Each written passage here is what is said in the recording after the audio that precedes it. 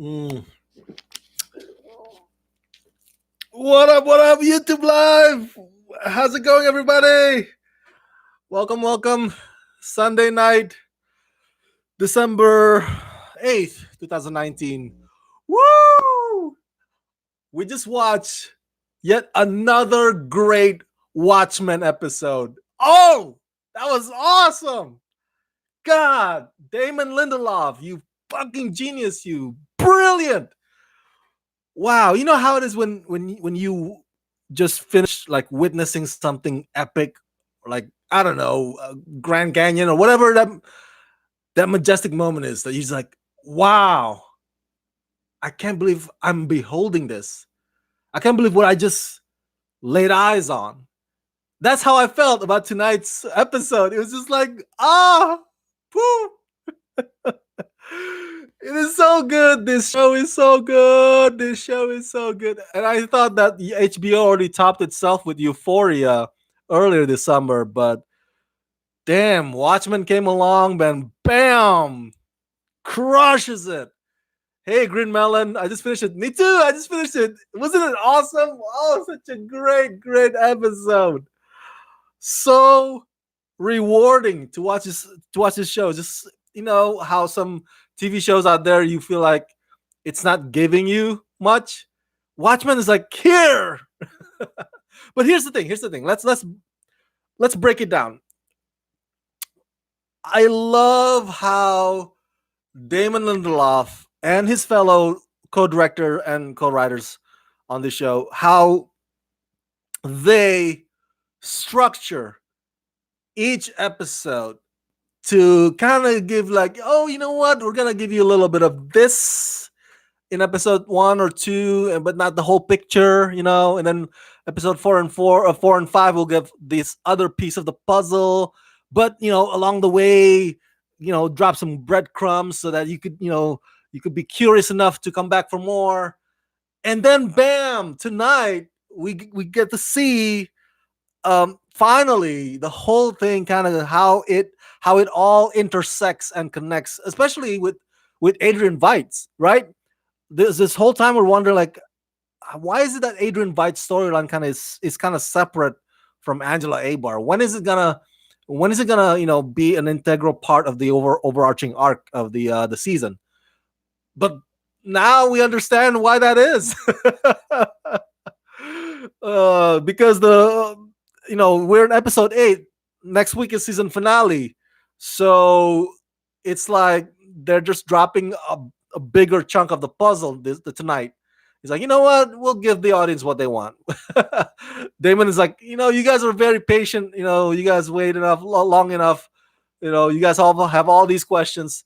Let me answer a big chunk of those questions tonight. And that's exactly what happened. Oh my God. So good. So good. The title is, by the way, it's episode 8. The title is A God Walks into a Bar. Last week episode ended with that cliffhanger, like, oh my God. Turns out Cal was John Osterman or Dr. Manhattan all along. That was like the twist, right? The reveal.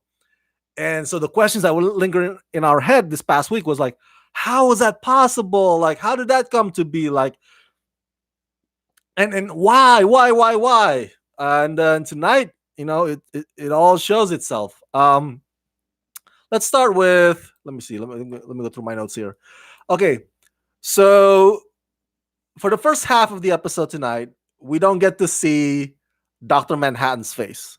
It's you notice that he is at the bar with Angela Abar, but the camera always kind of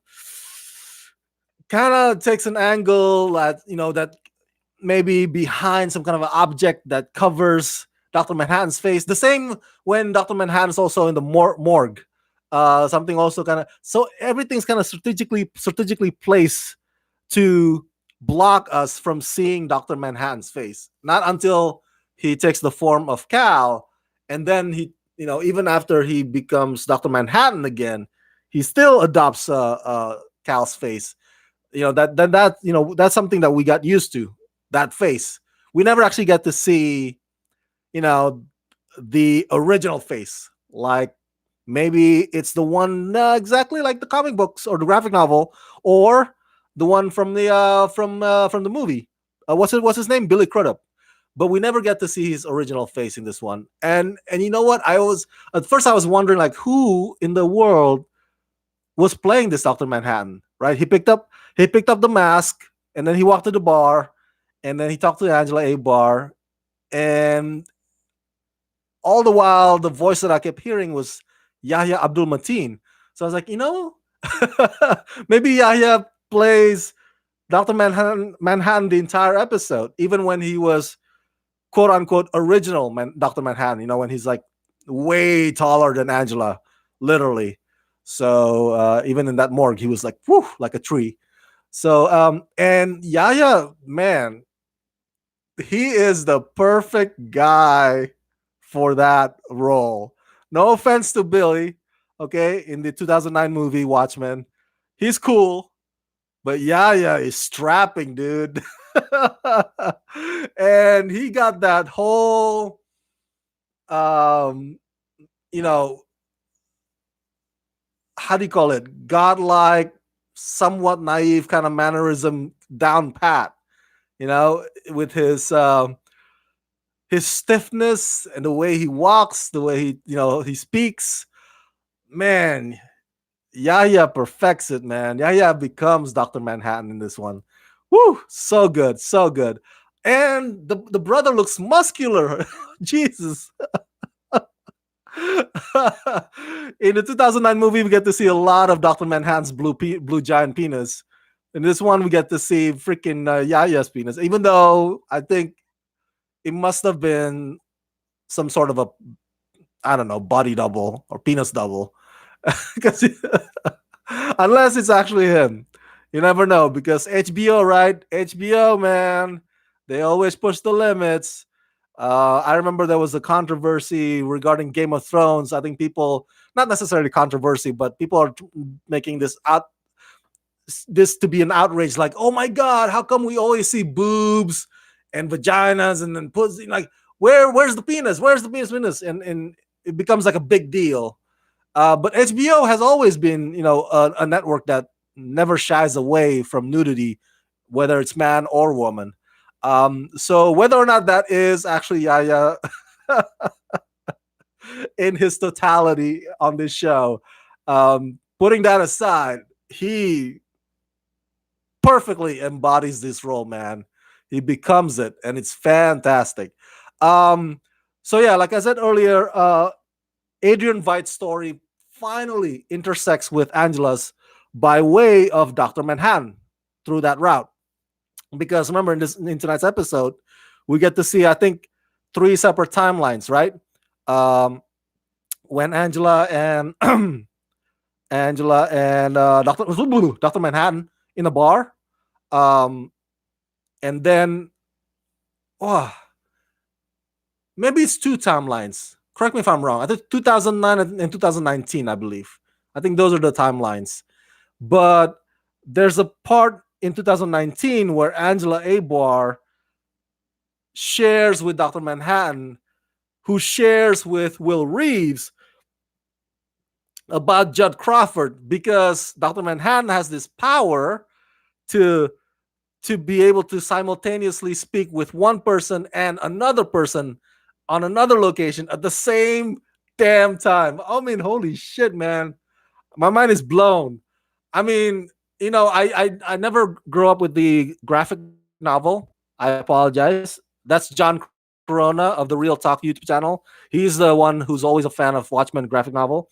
So he can probably explain this better than I do. But so I'm learning about Dr. Manhattan's power as I go from the movie and from this one.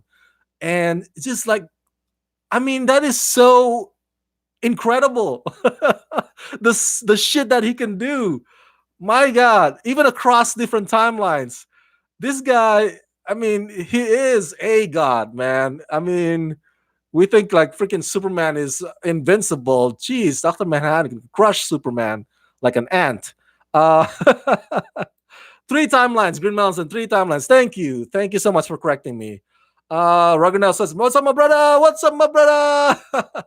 Green Melon says, "I'm hoping that his death isn't permanent." Right, right. At the end, at the end of tonight's episode, it was like that Tachyon technology eviscerates him. I was like, no, no. Bernardo Simio says, "I just wanted that car in Manhattan. Manhattan looked different." Yep, yep. It was a great episode. Bernardo says, "Yes, indeed, I agree." It is three because they also showed John's childhood. That's right, three timelines.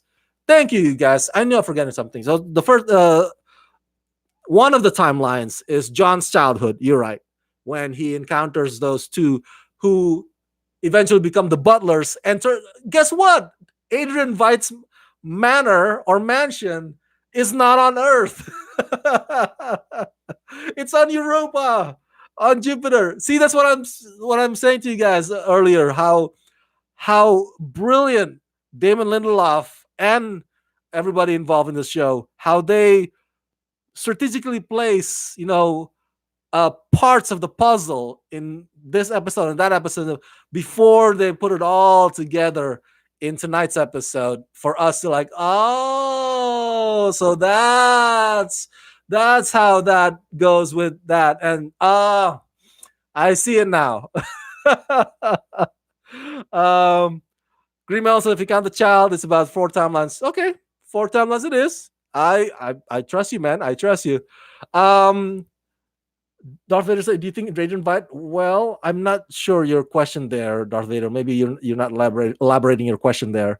But yeah, let's get to my notes again here before we get back to the chat.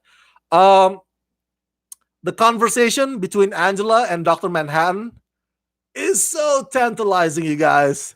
That whole chat that they have in the bar is so well written. I mean, if Emmy next year does not nominate this show for the screen writing category, whatever they have there, I only know Oscar screenplay, adapt an original, but they have to.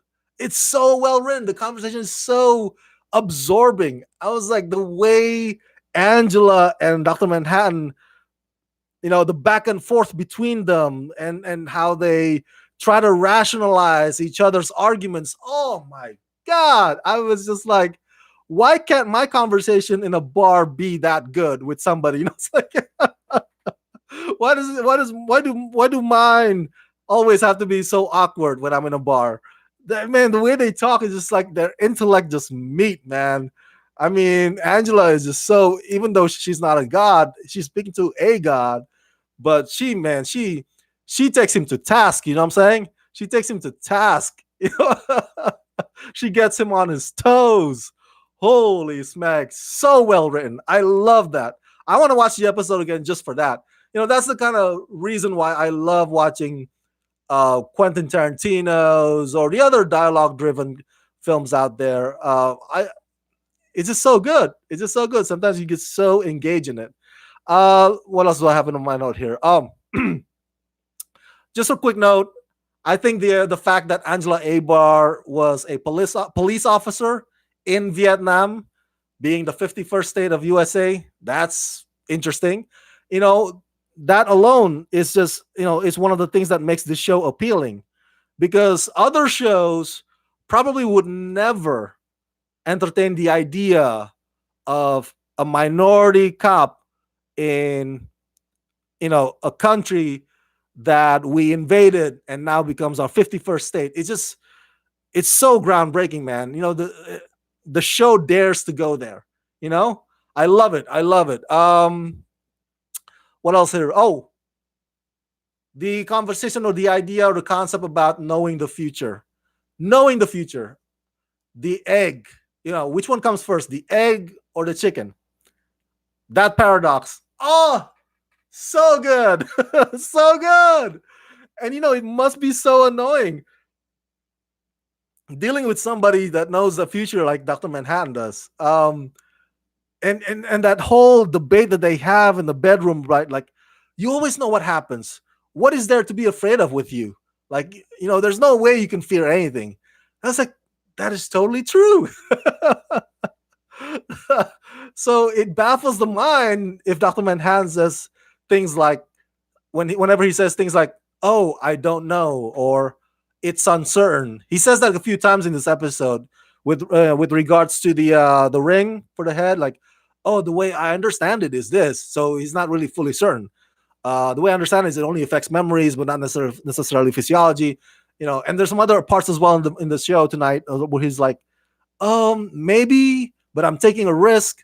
It's just like, wow, to have a god like Dr. Manhattan spewing those kinds of words. It just um let's see here. Before we get to the next part of my note, Green Mountain says, I like how they never show his face in the bar. That's right. That's right. Like I said earlier, they never show the original face, the original face. Later on, of course, once he adopts Cal's face. Remember that when Angela Abar wakes him up again into Dr. Manhattan again, he still has his Cal's face, but we never get to see Dr. Manhattan's original face before he becomes Cal. Exactly. Bernardo Simeo says, "I wanted to see John's original face. I wanted to see. I want to see it too, but." I don't think we'll ever get to that point. Grimel says, when Angela blames herself for starting this, the look on her face, Emmy nominations. That's right, yo. Regina King is amazing. Regina King, to Green Melon's point, to add to your point, and I always mention this to you guys, right? Film reviewing. You know what? Not reviewing. Let me take that back. Film and TV, they are unlike stage theater. Film and TV lives and breathes here. Sometimes maybe this frame, but definitely most of the time here. It's in your reactions, in your facial expressions. Whereas stage theater is all about more, your body movement, your diaphragm. And so Regina King has the most perfect timing, man. Her reactions are very sharp. And it's very appropriate to what the response is should be. You know what I'm saying? So that's great acting right there. Oh my god, definitely. Bernard Simon says she was great. Yes, Darth Vader. Do you think someone like I didn't invite or Lady True will save Dr. Manhattan? Oh, so that's your question. Do you think? Because your earlier question is like, I don't get it. Thank you for elaborating, Darth Vader. That's a good theory. That is a good theory. Adrian Veidt, Lady True might save Dr. Manhattan. The answer to your question is I don't know. But thank you for sharing that theory, Darth Vader. Anything is possible. We have one episode left next week. Green Mountain says maybe the clock will save Dr. Manhattan. Yes, the Millennium Clock, right? By the way, before I end this video, I want to share with you a fantastic comment from one of you guys that you guys shared on my video review last week that I think it really is spot on, this comment. I want to share it with you before I end it. But let me go to my notes here again. Let's talk about the creation, Adrian Veidt. That whole interaction that Adrian Veidt has with Cal, right after Cal gets naked. We see Yahya's penis, or maybe it's not his penis. And then they have this conversation like, "Yo, I invented this ring, and if you wear them, it'll cause amnesia, and you won't forget you won't remember who you are, but by way of maybe reflex or some life-threatening stuff, you might, without knowing it or without realizing it, use your power." That's how he saves Angela Abar when the house gets broken into by the Seventh Cavalry. So that interaction is also fascinating to me because Adrian Veidt in that moment, he expresses not what I would call regret, but he's like, it's like, I did all this, I stopped the world from nuking itself, even though in the process he kind of killed a lot of people. But what do I get in return? Now I live in isolation. I keep being paranoid, and I watch TV, and humans still make bombs. Like, so he's like in that. I guess you can call it like midlife crisis, but not necessarily midlife anymore. But it's like in yeah, wondering what's the point to all this. Basically, it's and watching Adrian Veidt, the character, goes through that. It just for that split second, I kind of empathize with him. I kind of feel sympathy for him. Like, oh, poor guy. Even though I probably shouldn't. And he doesn't know how well off he is. And he's still freaking rich. But anyway, he's like, oh, he's feeling like what am I doing here? And so Dr. Manhattan kind of gives him a purpose because he created this world in Europa, and his creation needs somebody to worship. And that's basically how we got to the previous episodes regarding the butlers, the pigs, and the butler being the judge and the prosecutor, and they all look up to him, but they get killed. And so it Adrian Veidt is a very fascinating character here. Definitely. My friend John Corona, as I mentioned, of the Real Talk YouTube channel, his theory is that um, this so-called paradise, what he says paradise here, ends up being a personal hell. And so you could see that part of Adrian Veidt feels that he deserves this punishment. He deserves this punishment in hell. But a part of him is like, oh, somebody save me from here. I've had it up to here with this place. So I think that's what happens with Adrian Veidt in that life in the manor. So complex. I love it. I love it. Um, let's see here. Madonna Clark says, love the episode. Hey, Madonna. Green Mountain says, I like the cultural appropriation joke about blackface that they slipped in. That was like mocking SJWs. Okay.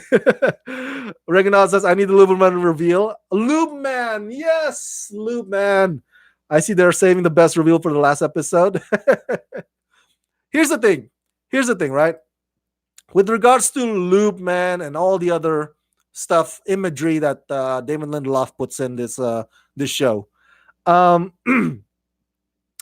My take is that we're not going to find out many of the answers to those, including Lube Man. And you know what? That's not a bad thing because, I know that Damon Lindelof says that he just wants to make this one show. He's not planning to make a second season. It's going to be just like this series and that's it. But now, maybe years from now, because it'll be a fan favorite, it'll be a cult hit. This show is, people are, anytime that Damon Lindelof makes a public appearance, fans are going to be asking him, like, when are you going to make the next installment? We want to know more about the Lube Man. Make a show about the Lube Man. Stuff like that, right? So I think not revealing or not exploring some of these characters, including Red Scare and Pirate Jenny, is a good thing because it creates, fandom for years to come. Maybe fans will even make their own, I don't know, YouTube fan show or maybe a viral video or graphic novel or something about Loop Man. Maybe they'll make their own take about Loop Man, for example. So, Damon Lindelof doesn't have to, make the effort. The fans, it will take a life on its own with the fans. You see what I'm getting at? I think it's a brilliant move in my opinion. Let's see here. Hey, thank you for the shout out. Of course. Save me, Doctor. Adrian maybe wrote that. That's right. Save me, Doctor. That's right. So the writing that he put on that moon, right, on the planet. That's right. Because he uses all the butlers that he killed to make that save me writing. That's right. Thank you for the reminder of that. So as I'm winding down, again, what a fantastic episode. I am sad that it's gonna come to an end by next week. I think you are feeling sad about it as well. So before I go, I want to share you this comment from last week's episode. Because remember, you were here, right? On my live review last week's episode. And we talked about, or we asked the questions about, oh, what's the elephant? What's the deal with the elephant? Or what's the deal with the Millennium Clock? And you have your theories that you shared. Thank you for sharing those theories. And this one person shared this theory that I think is fantastic. And it goes to show that whenever after I watch an episode of Watchmen, I need to rewatch it again because I know I probably missed out on some details. You know what I'm saying? I had that's why I'm rewatching tonight's episode again. I gotta rewind and maybe even try to see which parts that I kind of overlook.